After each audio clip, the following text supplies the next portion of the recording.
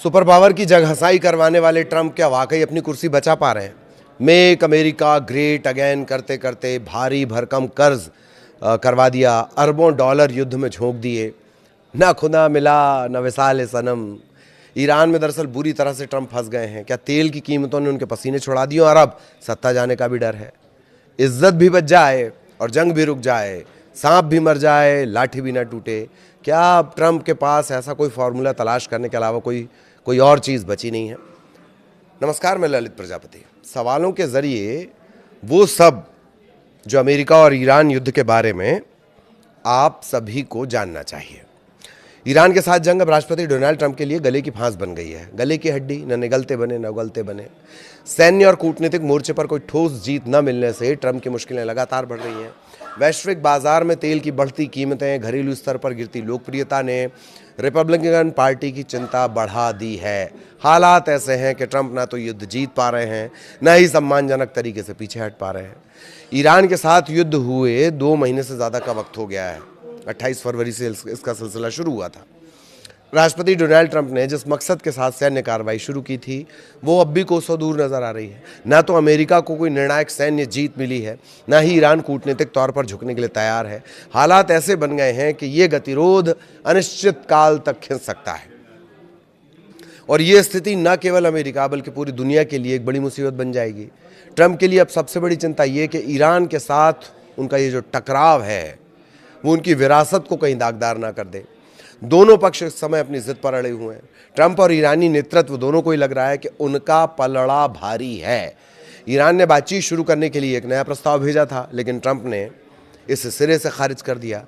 इसके बाद गतिरोध खत्म होने का कोई रास्ता नजर नहीं आ रहा है। अमेरिकी राष्ट्रपति और उनकी रिपब्लिकन पार्टी के लिए यह अनसुलझा संघर्ष बेहद डरावना, बहुत ज़्यादा डरावना, सत्ता के लिहाज से और ज़्यादा डरावना साबित होता नजर आता है। वैश्विक अर्थव्यवस्था पर इसका बुरा असर पड़ रहा है, वो सभी देख ही रहे हैं। देख क्या रहे हैं, सब भुगत रहे हैं। भारत तो फिर भी अच्छी स्थिति में है। कई जगह तो अलग अलग फॉर्मूले ईजाद करने पड़े हैं।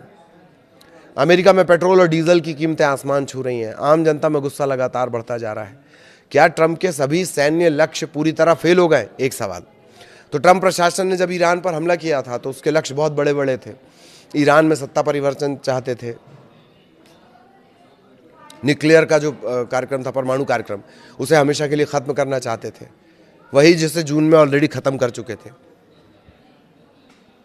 अमेरिकी और इजरायली हमलों ने ईरान की सैन्य क्षमताओं को काफ़ी नुकसान ज़रूर पहुंचाया, लेकिन ट्रंप के जो मेन पर्पस थे, लक्ष्य थे, टारगेट थे, वो तो जस के तस हैं। ना तो वहाँ की सरकार बदली, ना ईरान अपने परमाणु हथियारों का रास्ता छोड़ रहा है। और जैसे जैसे समय बीत रहा है, गतिरोध और गहराता जा रहा है और बढ़ता जा रहा है, खाई और बढ़ते जा रही है। पिछले हफ्ते पाकिस्तान के माध्यम से बातचीत की कोशिश हुई। ट्रंप ने अपने वार्ताकारों को इस्लामाबाद जब लास्ट मोमेंट पे भेजना था तो यात्रा रद्द कर दी। इसके बाद ईरान ने युद्ध को रोकने का एक प्रस्ताव भी दिया था, ट्रंप ने उसे ठुकरा दिया। तेहरान का प्रस्ताव था कि जब तक युद्ध औपचारिक रूप से खत्म नहीं होता तब तक परमाणु कार्यक्रम पर कोई चर्चा नहीं होगी, टाल दी जाए। और होर्मुज जल डमरू मध्य स्ट्रेट ऑफ होर्मुज को फिर से खोलने पर समझौता हो। ट्रंप को यह मंजूर नहीं था क्योंकि वे शुरुआत में ही परमाणु मुद्दे पर ठोस गारंटी चाहते थे। तेल की बढ़ती कीमतों ने ट्रंप की नींद क्यों उड़ा दी है? एक सवाल ये।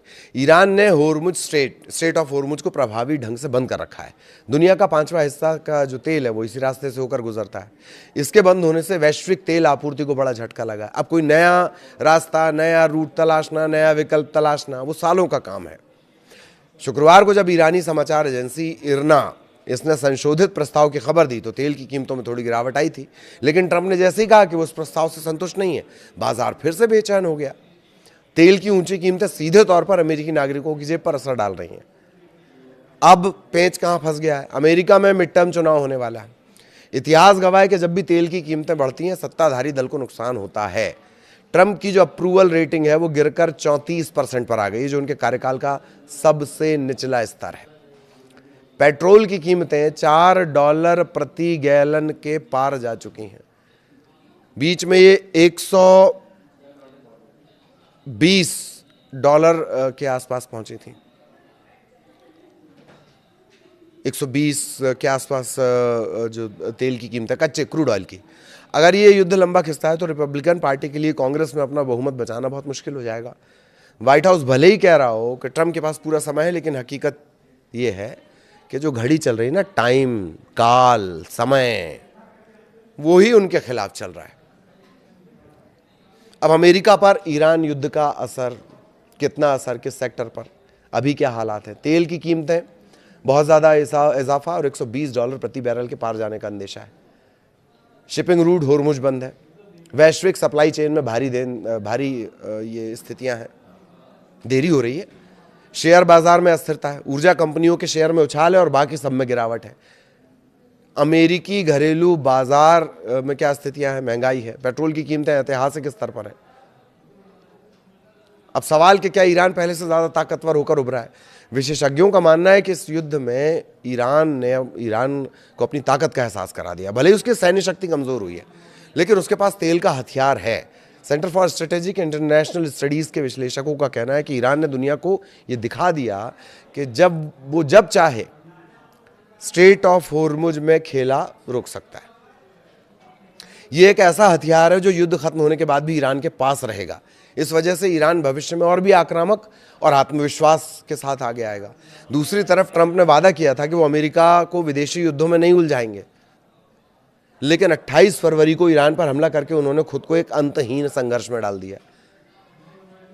पिछले साल जून में भी हमला किया था। इसके अलावा यदा कदा उनके हमले लगातार चल रहे हैं। जिन्होंने कहा था कि वो युद्ध में नहीं झोंकेंगे, वो बहुत सारे युद्ध में झोंक चुके हैं। वेनेजुएला है, उससे पहले हुथीस पर अटैक है, छोटे छोटे जो जिन्हें आतंकवादी बताता है अमेरिका, उन पर हमला है, वो लगातार चल रहे हैं।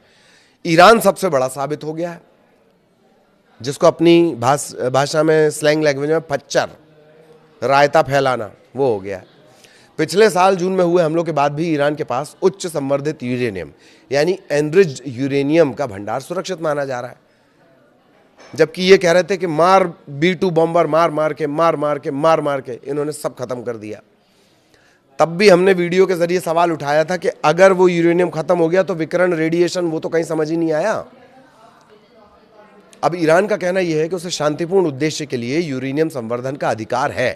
ट्रंप की टीम भले ही दावा करे कि उन्होंने सभी सैन्य लक्ष्य हासिल कर लिए, लेकिन जमीन पर हकीकत कुछ और बयां करती है। अब सवाल है कि क्या मिडिल ईस्ट में फिर से भीषण बमबारी शुरू हो सकती है? व्हाइट हाउस के सूत्रों के मुताबिक ट्रंप अब ईरान की पूरी तरह से नौसैनिक घेराबंदी करने पर विचार कर रहे हैं। इसका मकसद है ईरान के तेल निर्यात को पूरी तरह से ठप करना, ताकि वो परमाणु समझौते पर मजबूर हो जाए। लेकिन ये रणनीति जोखिम भरी है और अमेरिका के सैनिक को अगर कुछ हो गया तो अमेरिका में बवाल हो जाएगा।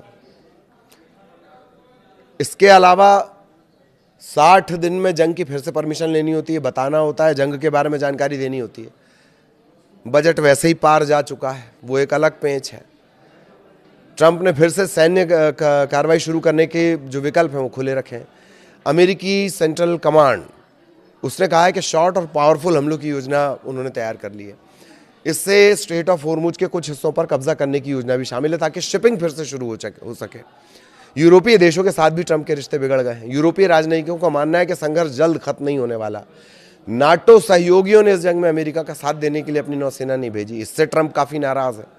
उन्होंने जर्मनी, स्पेन और इटली से अमेरिकी सैनिकों को वापस बुलाने तक की धमकी दे दी है।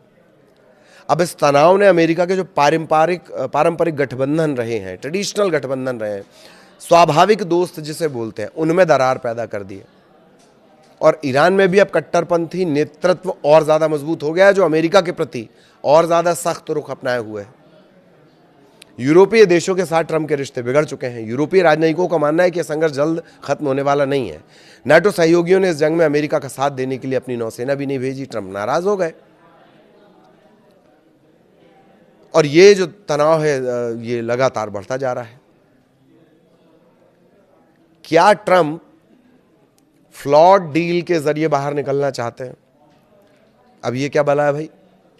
जब कोई युद्ध योजना के मुताबिक नहीं चलता तो नेता अक्सर सम्मानजनक निकासी की तलाश करते हैं। शुरुआत से मैं आपको कह रहा था, सेफ एग्जिट तलाश रहे हैं, सेफ एग्जिट तलाश रहे हैं। वही है फ्लॉड डील। सम्मानजनक निकासी की तलाशी करते हैं। खबर है कि अमेरिका खुफिया एजेंसी इस बात का अध्ययन कर रही है कि अगर ट्रंप एक तरफा जीत की घोषणा कर दे और पीछे हट जाए तो ईरान का क्या रिएक्शन होगा। जानकारों का कहना है कि तेहरान इसे अपनी रणनीतिक जीत के रूप में देखेगा। उन्होंने अमेरिकी हमले को झेल लिया और अब सत्ता में बने रहें, ये उनके लिए बहुत बड़ी बात होगी। हमला तो झेल लिया ना भाई, अब अपनी सत्ता बच जाए काफ़ी है। खाड़ी देशों और यूरोपीय मित्रों को डर है कि ट्रंप अंत में किसी कमजोर या त्रुटिपूर्ण समझौते, फ्लॉड डील पर हस्ताक्षर कर सकते हैं। ऐसा समझौता ईरान को भविष्य में फिर से खतरा बनने का मौका दे सकता है। इनके हिसाब से रक्षा सचिव पीट हेग्सेथ ने हालांकि इसे दलदल मानने से इनकार कर दिया। दलदल में नहीं आप फंसते चले जाते हैं, जितना पैर मारेंगे उतना जानेंगे। हेग्सेथ कह रहे हैं दलदल नहीं है, लेकिन 4 से 6 हफ्ते में खत्म होने वाला युद्ध महीनों तक खिंचता नजर आ रहा है और ईरान इस समय वेट एंड वॉच की पॉलिसी अपना रहा है। उसे पता है कि ट्रंप घरेलू मोर्चे पर कमजोर पड़ रहे हैं, वो जल्दी किसी ना किसी तरह का समझौता करने के लिए मजबूर होंगे। ये ईरान की रणनीति और उस पर वो बहुत बेहतरीन काम कर रहा है। ट्रंप अपने लिए घर में मुसीबत बढ़ा रहे हैं, दोस्तों से वैसे ही मुसीबत मोल ले चुके हैं, रिपब्लिकन उनसे ही नाराज चल रहे हैं। पैसा जो है, पैसे जो है वो पानी की तरह बहा दिए गए, अरबों डॉलर का कर्ज। अगला सवाल कि क्या एक फ्रोजन कॉन्फ्लिक्ट की ये शुरुआत है। अगर बातचीत ऐसे ही बेनतीजा रही तो ये जंग एक फ्रोजन कॉन्फ्लिक्ट में बदल सकती है। इसका मतलब कि ना तो पूरी तरह युद्ध होगा और ना ही पूरी तरह शांति होगी। ऐसी स्थिति में ट्रंप मिडिल ईस्ट में अपनी सेनाएं कभी कम नहीं कर पाएंगे। अमेरिका को इसकी भारी कीमत चुकानी पड़ रही है। न केवल आर्थिक रूप से बल्कि रणनीतिक रूप से भी अमेरिका अलग थलग पड़ता जा रहा है। ईरान की जनता ने भी ट्रंप की उस अपील पर ध्यान नहीं दिया जिसमें उन्होंने कहा था कि सरकार उखाड़ फेंक दो। सवाल यह है कि ईरान की अर्थव्यवस्था कब तक इस दबाव को झेल पाएगी। ये है मार्के की बात। तेहरान समय काट रहा है, उसे उम्मीद है कि अमेरिकी चुनाव ट्रंप के लिए मुश्किलें पैदा करेंगे, लेकिन ईरान के लिए भी आर्थिक तबाही से बचना बड़ी चुनौती है। तो कुल मिलाकर ट्रंप एक ऐसे मोड़ पर खड़े हैं जहां उनके सामने न खुदा ही मिला न विसाल सनम वाली स्थिति है। उन्होंने जो युद्ध शुरू किया वो अब उनके अपने राजनीतिक भविष्य के लिए सबसे बड़ा खतरा बन गया।